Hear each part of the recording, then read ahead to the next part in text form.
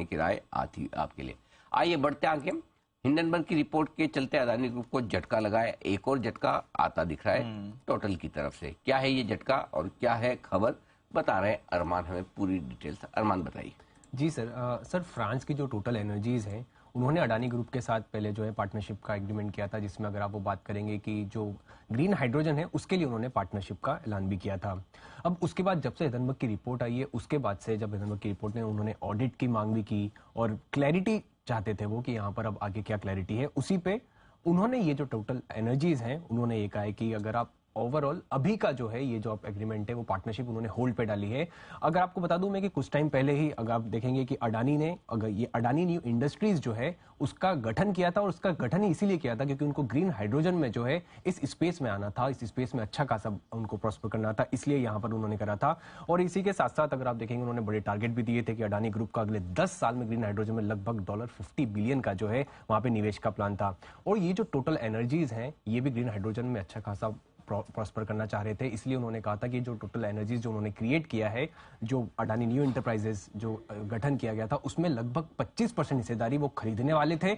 और अब वो वहां पर उन्होंने ये ऐलान आता हुआ दिखाया कि अभी वो होल्ड पे आता हुआ दिखा है। और अगर आप टोटल एनर्जीज की अगर आप शेयर होल्डिंग की बात करें अभी फिलहाल, तो अडानी ग्रुप में अगर आप देखेंगे अडानी टोटल गैस की लगभग 38% की हिस्सेदारी है, अडानी ग्रीन की लगभग 20% हिस्सेदारी है। तो ये जो हिंडनबर्ग की रिपोर्ट के बाद से आपको रिपल्केशंस जो आते हुए दिखे हैं कि यहाँ पर इनके जो प्रोजेक्ट्स हैं वो भी अब थोड़ी जो पार्टनरशिप्स है वो भी होल्ड पे आती हुई दिखी है। तो ये अदानी एंटरप्राइजेस के लिए ज्यादा नेगेटिव खबर है। अदानी टोटल और अदानी गैस के साथ तो ऑलरेडी इनकी इन्वेस्टमेंट है।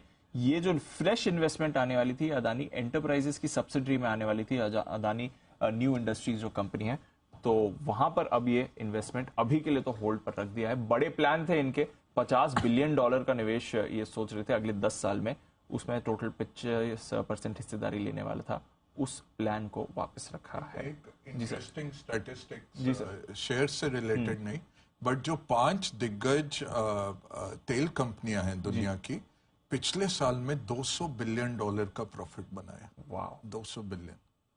किसने? Exxon Mobil, Chevron, Shell, BP और टोटल एनर्जी। $200 बिलियन $200 बिलियन का प्रॉफिट, इतना मोटा कमाया, इतना पैसा कमाया। तो ये इतना जबरदस्त ये तेल का जो आया है। और अब ये सोचा $35 बिलियन डिविडेंड में दे रहे हैं, ऐसी कंपनियां हैं।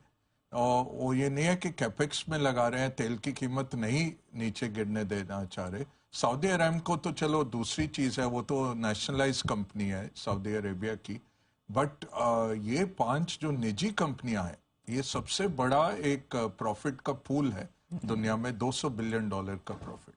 तभी ये विंडफॉल टैक्स की बात है।